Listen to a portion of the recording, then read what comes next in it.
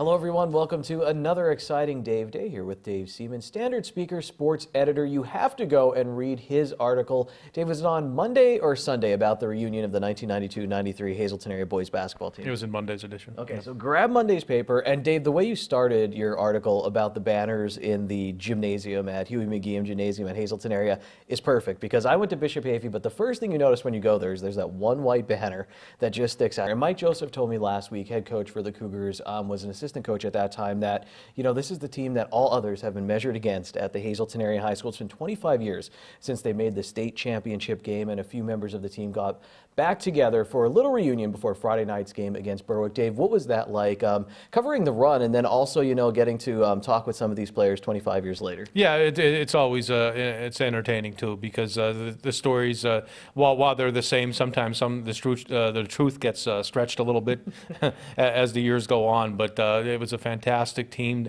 They made an incredible run. It was the first year of the high school too. That's one thing people forget about that team as well, is that, you know, it was a blending of Hazleton, Freeland, and West Hazleton high schools, and all the students were coming in together at one time, so they needed something to build on. And it started, like Coach Leib said, Bruce Leib said, it was the football team had a very successful season in the fall. It built a camaraderie among the students from the three schools. It got students involved in the activities, and the students, fellow students going to watch the football team. As that transitioned into basketball season for both boys and the girls, you know, more and more students became involved, and the team got very successful. So it bonded that student body like something that really you couldn't have expected to happen, other than the power of sports at that time. You were a sports reporter at that point for the Standard Speaker, right? Or Actually, I was a news Okay, reporter all right. at that point, but I did get to do some stories, like following some fan-type stories or season tickets, and how that process went. I remember doing a story between the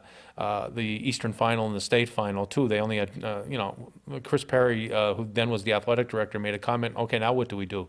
Because nobody has been in that situation before. Like, how do you distribute tickets? They had to come up with a plan, a lottery. Some people even drove out to Erie to buy tickets, you know, because the Cougars were playing Erie Cathedral Prep in the state final, and some people actually drove out to Erie to get those tickets. It eventually turned out to be a lopsided crowd in favor of Hazleton. There are a lot of Hazleton people who made the trip. How they all got tickets, nobody will ever know the answer to that question. I'm sure there are a lot of stories behind that. But it was some kind of experience, and what I'll always remember too is, even though they lost that game, when that team came home, another story I did is, around midnight or so, when there are 5,000 people at Hazleton Area High School in the Huey McGeehan Gymnasium to welcome the team back, and it made everything all right. It kind of like closed the season, but it was a perfect ending, because it showed how this community, not just the community, the region, bonded together behind this team, and they were behind the team all season. And for them to show their support at the end of that season, again, it's something these players that play on this year's team, they would aspire to have that, because it was a great support, and it's something, you know, I'll never ever forget. And Dave, last week when I was talking with Mike Joseph at the high school, before all of this happened, with the reunion to do a feature story on Joe Grula and also this year's team, unsolicited, he started talking about Gary Generos. And I have to say unsolicited because I'm very good friends with Gary, and I tailgate with him for Penn State. And one day he told me, I didn't even know he was on the team, that, hey, you know, I was on that team that went to the state championship. And head coach Mike Joseph talked about his role on that team as a role player. And Gary Generos, who, you know, played the role of being the guy that led our bench and made sure that everybody was in line and needed to do what they needed to do to keep, you know, the guys around in the court in sync. You know, he was a tremendous force in doing that, Gary. His contributions go unnoticed.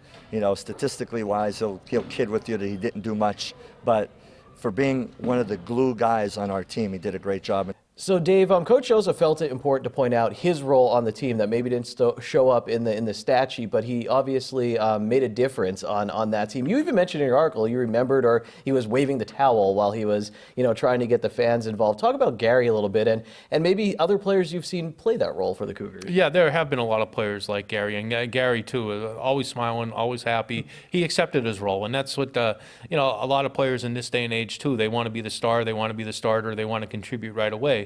To accept your role is something Gary did, and he passed that example on to a lot of players. And I go on to this year's team. Like Adrian Otero came back from the football team this year too. He filled into a starting void when Joey Grula was injured recently. He's had a big game against Berwick. Scotty Shamani has been there all year for the Cougars, just given tremendous amount of energy too. Andrew Vida, a sophomore, spelling Ryan Sparky Wolk at the point guard position too, and the other guys on the bench too. Nobody stepped up like Gary as far as waving the towel and everything too. But I know their heart's in the right place, and like Gary didn't play as much as Scotty did, or Adrian did, or Andrew Vida did. But he knew his role. His role on the team was to exhort the team, and they had a lot of student fans at the time too. And when the students saw Gary waving his towel, that was their cue to get up on their feet too. And we don't have that just yet, that kind of player. But maybe as the season goes along, we'll find somebody.